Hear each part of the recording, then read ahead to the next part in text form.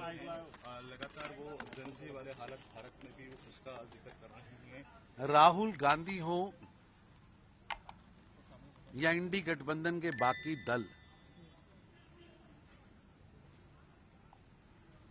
देश की तरक्की, देश के अंदर जब भी खुशी का वातावरण होता है तो ये मातम की धुन चलाना शुरू कर देता है। भारत की जेन जी देश की तरक्की में काम कर रही है।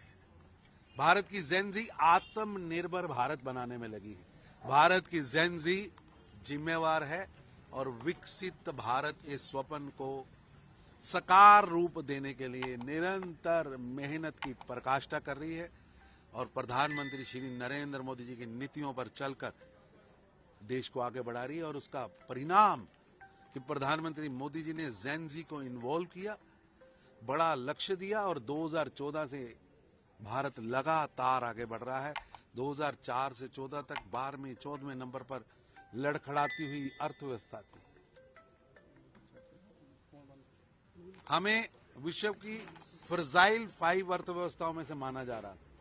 उस फर्जाइल 5 से निकालकर प्रधानमंत्री मोदी ने जेन जी को एक लक्ष्य दिया और भारत विश्व की सबसे तेजी से बढ़ने वाली अर्थव्यवस्था बना है। और भारत की जेन जी ने नरेंद्र मोदी जी की नीतियों पर चलते हुए आज भारत को विश्व की सबसे बड़ी चौथी अर्थव्यवस्था बनाया है।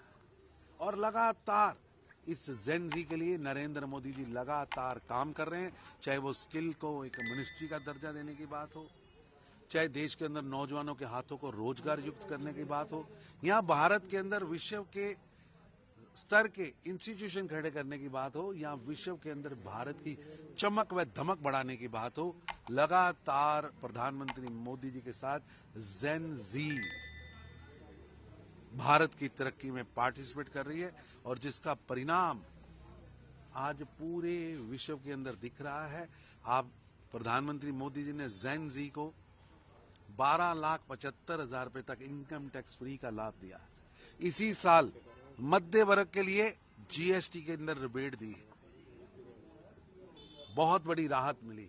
और कल जिस तरह 3% महंगाई भत्ता प्रधानमंत्री जी ने अनाउंस किया और देश की किसान जेन जी के लिए फसलों के नए दाम, बढ़े हुए दाम घोषित किए।